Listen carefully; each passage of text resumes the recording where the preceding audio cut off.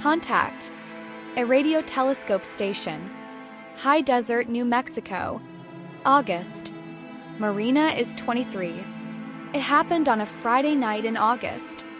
Marina was alone at a small radio observation station in the high desert, 3 days collecting data on anomalous emissions from a region of sky her thesis advisor called probably instrument interference, with the slightly defensive confidence of someone who prefers a dull explanation to a complicated one. The other researchers had left the day before.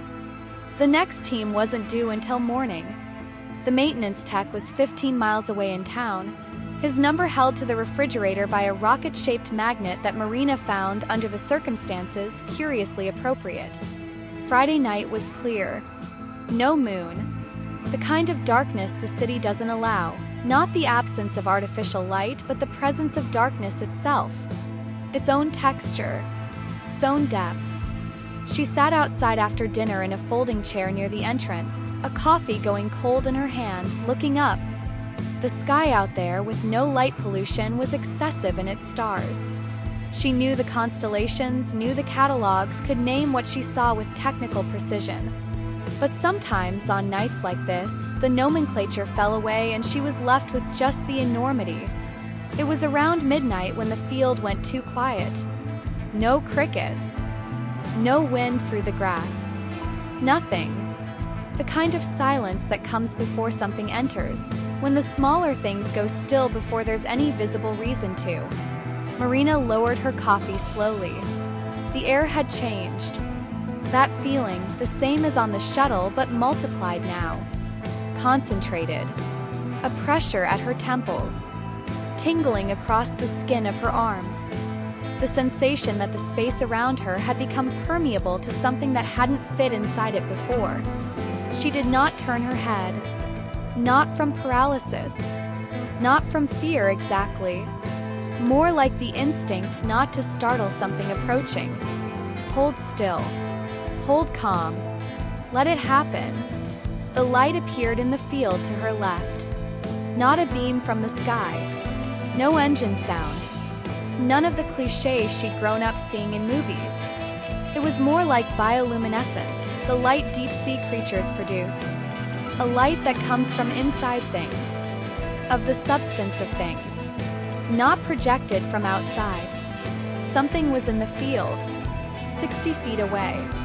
She couldn't make out the shape clearly, not because it was dark, but because looking at it directly was like trying to focus on something that exists at a level of detail human eyes weren't built to process. Like trying to hold focus on something that keeps sitting just past the edge of focus, not from distance but from nature. Something tall.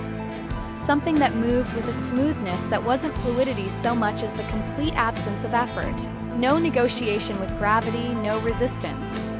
And around it, a disturbance in the nearby space, like heat shimmer above summer asphalt, but in every direction and in a color her vision couldn't file under any existing category. Marina realized she was standing. She didn't remember getting up. Chair was behind her. She was on the packed dirt 60 feet from something that had crossed a distance she had spent her graduate career trying to calculate. The tingling at her temples deepened. Not pain. Communication. And then, like every dream and nothing like any dream, the contact came. Not the careful gentleness of the dreams, that patient quality of someone teaching a child. This was contact between equals, or the attempt at it. Full speed. Full depth. The density was greater than anything she had felt before. And with it came something she hadn't expected. Vulnerability. There was discomfort in them. A tension she hadn't noticed in the dreams, or had noticed without understanding. The distance they had crossed wasn't only spatial. It was an exposure. Existing in this plane, in this density, in this form that this space demanded, it cost something. She felt it as if it were her own cost, the way deep empathy makes another's pain briefly yours. They were here by choice. And the choice had cost something real. Question from 16 years ago returned, not as a question now. As the beginning of a conversation that had no name yet in any language from anywhere. Marina answered. Not in words. in the language she had learned across 16 years of dreams and had spent 7 months believing she had lost. What she said is impossible to translate, but the intention it carried, that can be described. The intention of someone opening a door that has been shut a long time. Someone saying, "I was built for this moment without knowing I was being built. I am here. You can come in." The light pulsed once. And then something happened that Marina, in all the years that followed, could never fully describe. She tried, in conversations, in papers she never sent, in notebooks of shapes that grew more complex than ever. Closest she ever came. It was like being remembered. Not like she had forgotten something, like she had been remembered by something. As if somewhere there existed a complete record. Marina at 7 in the dream field, Marina at 12 with her notebooks, Marina at 16 who hadn't answered and woken with her heart racing, Marina at 23 on a shuttle feeling the shift in the air. Every version of her. Seen entirely, down to the parts she kept hidden even from herself. Held by something that had waited not with resignation but with choice. It lasted maybe 40 minutes. Maybe 4 hours. Time behaved badly and her phone, when she checked it, didn't help. When it ended, when the light dimmed, the air settled, and the crickets resumed all at once, like a conversation interrupted and picked back up, Marina was sitting on the ground. She hadn't fallen. She had sat down at some point, the same way she had stood up without remembering. Coffee was cold and tipped over beside her.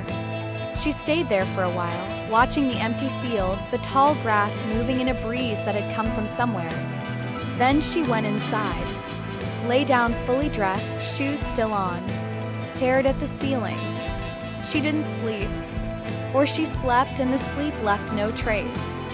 In the morning, the maintenance tech arrived early, something to check, and found her in the kitchen making coffee. He would tell his wife later that she had the expression of someone who had just received news too large to have a reaction to yet. He asked if everything was okay. She said yes. It was true. It was true in a way she was only beginning to understand. Coda. She didn't publish anything. She finished her degree. Did a doctorate. Kept working, kept looking at the sky with the specific attention of someone searching a crowd for a familiar face. The dreams came back. Faster now, denser, like conversations between people who no longer need the formalities of beginning. There were things they communicated that she still couldn't process. She had learned to be comfortable with that. 31, she started writing. Not papers. Something more like a letter, to whom she wasn't sure. To someone who might one day be 7 years old, waking from a dream too vivid to be ordinary, lying still in the dark with a calm that doesn't feel like theirs. So that person would know, the calm is the beginning of something. The waiting has a destination. The language you're about to start learning is real, and it will lead somewhere. She wrote at night, after the dreams, the city making its distant noise outside. Sometimes she'd stop and look out at the small patch of sky between buildings, smaller than the desert sky, smaller than the field of her childhood, but the same sky. The same things moving through it. And sometimes, while she looked, the tingling would return. Soft. Brief. We're still here. Marina turned back to the page and kept writing.